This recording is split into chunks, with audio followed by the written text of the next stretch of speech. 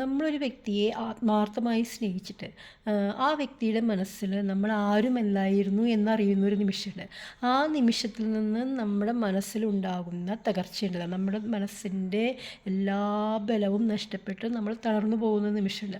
ആ തളർന്നു പോകുന്ന നിമിഷത്തിലാണ് നമ്മുടെ ഈ മോശമായ ചിന്തകളും പലരുടെ മനസ്സിലേക്കും കയറി വരുന്നത്.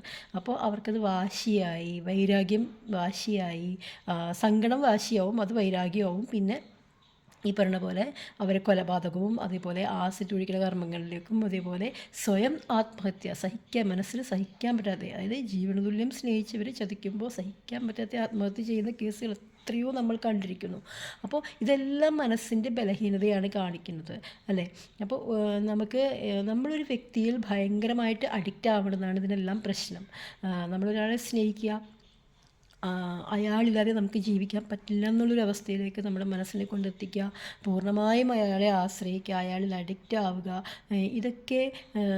ഇതൊക്കെയാണ് നമ്മൾക്ക് എല്ലാ പ്രശ്നങ്ങൾക്കും കാരണം. അപ്പോൾ ഭഗവാൻ അതിലൊരു വഴി പറഞ്ഞിട്ടുണ്ട്. നമ്മൾ ഇങ്ങനെ ഭഗവാൻ ഭഗവത്ഗീത തന്നെ പറഞ്ഞിട്ടുണ്ട്. ഭഗവത്ഗീത പഠിച്ചവർക്കൊക്കെ അറിയാം, നമ്മൾ ഒരിക്കലും ഒരാളിലും അഡിക്റ്റ് ആവരുത്, ഒരാളിലും നമ്മൾ പെട്ട് നിൽക്കരുത്. കാരണം മനുഷ്യരിൽ നിന്നും പലതും നമുക്ക് പ്രതീക്ഷിക്കാം. നമ്മൾ ജീവനതുല്യം സ്നേഹിക്കുന്നു എന്ന് പറഞ്ഞിട്ട് കാര്യമില്ല.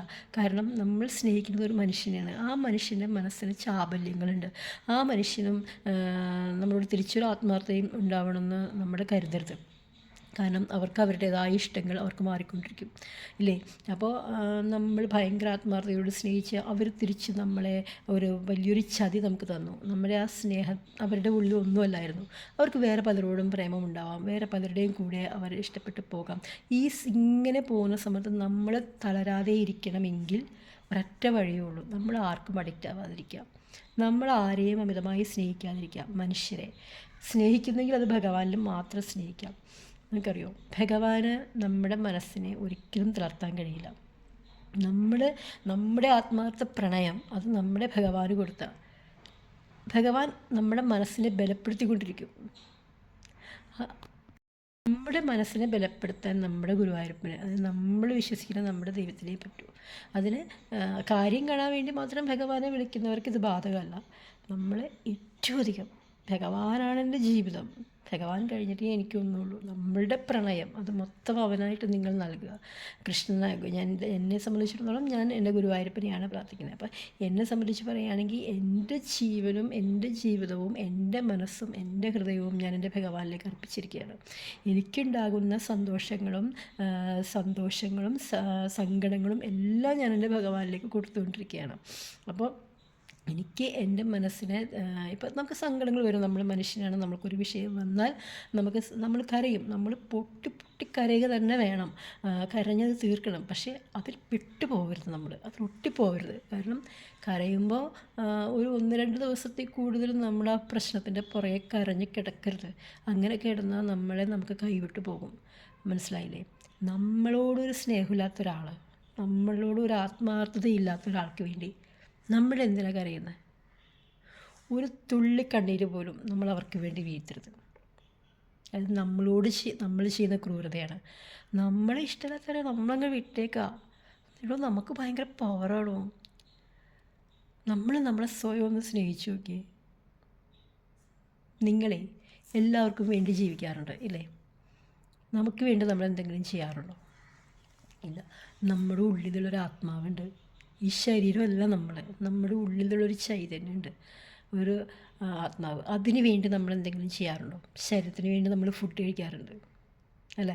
മനസ്സിന് നമ്മൾ ഒത്തിരി ചിന്തകൾ കൊടുക്കുന്നുണ്ട്. എന്നാൽ നമ്മുടെ ഉള്ളിലുള്ള ഒരു ആത്മാവുണ്ട്. ഞാൻ പറയും, എൻ്റെ മനസ്സിന് സുഖമില്ലാന്ന് നമ്മൾ പറയാറുണ്ട്. എൻ്റെ മനസ്സിന് സുഖമില്ലാന്ന് പറയുമ്പോൾ എൻ്റെ എന്ന് പറയുന്നത് ആരെയാണ്? എൻ്റെ ശരീരത്തിന് സുഖമില്ല. അപ്പോൾ ആ ശരീരമല്ല ഞാൻ, എൻ്റെ ശരീരം എന്ന് പറയുമ്പോൾ എൻ്റെ എന്ന് പറയുന്നത് ആരാണ്? അല്ലേ? ആ ആളാണ് ഞാൻ. അത് എൻ്റെ ഉള്ളിലുണ്ട്. ആ ആളെ കണ്ടെത്തുക എന്നുള്ളതാണ് നമ്മളെല്ലാവരുടെയും ജീവിത ലക്ഷ്യം തന്നെ. അപ്പോൾ ആ ആത്മാവിന് വേണ്ടി നമ്മളെന്താ ചെയ്യുക? നമ്മൾ സ്വയം നമ്മുടെ ആത്മാവിനെ സ്നേഹിക്കുക. നിങ്ങളുടെ ഉള്ളിലൊരു ചൈതന്യമുണ്ട്. അതാണ് തത്വമസി എന്നൊക്കെ പറയും. ദൈവം നമ്മുടെ ഉള്ളിൽ തന്നെയാണെന്ന് പറയും.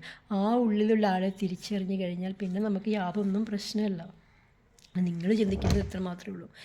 എന്നെ തകർക്കാൻ ആർക്കും പറ്റത്തില്ല. മനസ്സിലായില്ലേ? അതിനെന്താ ചെയ്യേണ്ടത്? നമ്മൾ ഒരാളിലും അഡിക്റ്റ് ആവാതിരിക്കുക, ഒരാളിലും പൂർണ്ണമായിട്ട് നമ്മുടെ മനസ്സിനെ കൊടുക്കാതിരിക്കുക. മനുഷ്യരാണ് കൂടെയുള്ളത്. മനുഷ്യർക്ക് ചതിക്കാൻ അറിയാം. ചതിക്കാനേ അറിയൂ എന്ന് ഞാൻ പറയില്ല, പക്ഷെ മനുഷ്യർക്ക് നന്നായി ചതിക്കാൻ അറിയാം. പൂർണ്ണമായും വിശ്വസിച്ച് പോകാതെ ഇരിക്കുക. നമ്മൾ പൂർണ്ണമായും വിശ്വാസം അർപ്പിക്കേണ്ടതും നമ്മൾ ജീവനെപ്പോലെ സ്നേഹിക്കേണ്ടതും നമ്മളുടെ ഹൃദയവും പ്രണയവും കൊടുക്കേണ്ടത് നമ്മളുടെ ഭഗവാന് വേണ്ടി മാത്രമാണ്. എന്നാൽ നിങ്ങൾക്ക് ജീവിതത്തിൽ സങ്കടങ്ങൾ ഉണ്ടാവില്ല. ഇനി അഥവാ എന്തെങ്കിലും സങ്കടങ്ങൾ വന്നാൽ തന്നെ അതിനെ നേരിടാനുള്ള കരുത്തും ഭഗവാൻ തരും. എടോ, നമ്മൾ കരയാണെങ്കിലേ അത് ഭഗവാനെ കെട്ടിപ്പിടിച്ച് കരയാൻ നമ്മൾ പഠിക്കണം. നമുക്കൊരു സന്തോഷം വന്നാലേ അത് നമ്മൾ ഭഗവാനോട് ഷെയർ ചെയ്യാൻ നമ്മൾ പഠിക്കണം. ഗുരുവായൂരപ്പൻ്റെ കൂടെ ഇരുന്ന് ചിരിച്ച് ആ സന്തോഷം നിങ്ങൾ പങ്കിട്ട് നോക്കി, നമ്മളിലേക്ക് സന്തോഷം കൂടി വരണം നമുക്ക് കാണാം. നമ്മൾക്കൊരു സങ്കടം വന്നിട്ടുണ്ടെങ്കിൽ ഭഗവാനെ കെട്ടിപ്പിടിച്ച് ഭഗവാന്റെ മാറിൽ കിടന്ന് കരയണം. ആ സങ്കടം അലിഞ്ഞലിഞ്ഞ് ഇല്ലാതായി പോകുന്നത് നമുക്ക് അനുഭവിച്ചറിയാൻ പറ്റും. എവിടെ നിന്നോ ഒരു ശക്തി നമ്മളിലേക്ക് വരും. ഇതെല്ലാം നമ്മളെ മറപ്പിച്ച് കളയും. പക്ഷേ നമ്മളെ ചതിച്ചവർ, അവർക്ക് വേണ്ടി നമ്മളൊന്നും പ്രാർത്ഥിക്കണ്ട. അവരെയും നമുക്ക് നമ്മുടെ ഭഗവാന്റെ കൈകളിലേക്ക് കൊടുക്കാം.